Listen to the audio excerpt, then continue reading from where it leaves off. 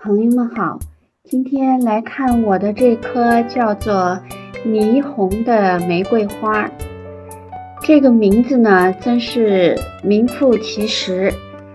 它的色彩呢，就是像霓虹灯那样，如梦如幻，而且呢，很鲜艳。这个花色的玫瑰呢，并不算是非常稀有。我也呢在花店呢算是比普通的那个玫瑰花的品种呢要难以见到一点，但是也能见到。我呢是在6月底7月初的时候买到的这一盆霓虹。当时呢它呢长得是很壮实，但是它有一个小小的缺点呢，就是它有很多枝条都被折断了，所以看上去呢让我觉得它是一棵需要拯救的花。但是它的根很健壮，枝条也很粗壮，所以我知道养活它不会是一个很难的事情。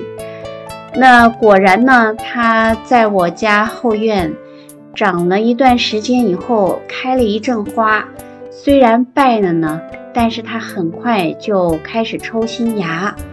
只是因为我呢在修剪它的时候呢，是跟着当时它被折断的枝条那里开始修剪的，所以其实剪得不够狠。那么它们的枝条呢就抽得比较长很高，整个植株呢在第1年就已经长到1米多了。其实呢不算十分美观，但是呢不影响它的美感。因为花开出来实在是非常漂亮。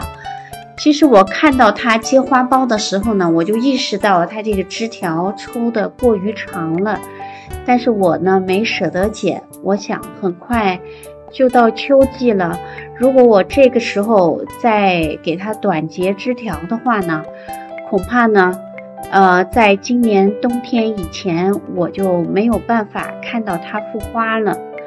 那么这样养护了一段时间，它的花呢还真的开得很好。可以看到它如果结花苞呢，一结就是4个。刚刚前面那个开花的呢，其实也是结了4个花苞。我是想让它的花开得大一点，还摘掉了一个最小的花苞。那这个呢，我就觉得它的4个花苞都长得差不多大，我就不摘了。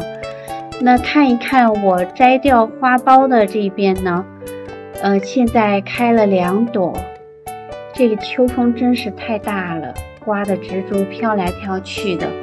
因为它们枝条抽的比较长，所以刮风的时候呢就会摇摇摆摆的。但是呢它们的枝条也足够强壮，不会被这样的秋风给刮断了。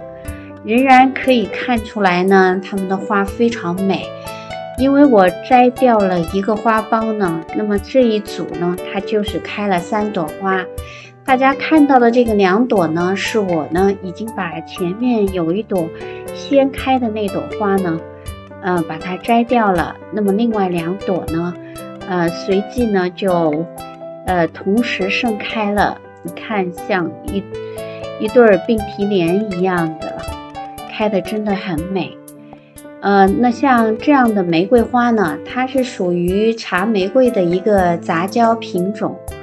它是属于呢在Zone 5和Zone 6之间可以过冬的一种玫瑰花。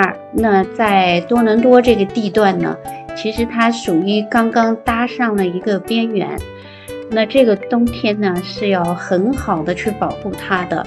据说这个冬天会非常寒冷，我听着很怕，因为我舍不得这些花。房间里倒是很温暖，可是像玫瑰花呢是不能再居室养护的。它呢天生是有一种野性的。玫瑰花其实都是特别喜欢户外环境的，所以即使是当年的小苗，在户外过冬，如果能够不让它受到极度严寒的话呢，其实它都比呢在室内过冬要更加具有活力的，也就是说成活率呢会更高一些。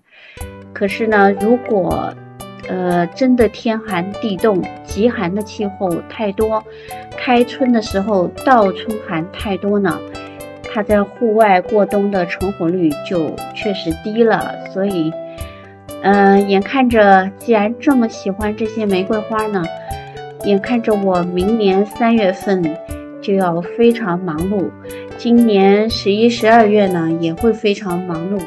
11、12月呢是给他们呢加一些过冬的泥土和保护，能够让他们呢根不要被寒风吹到。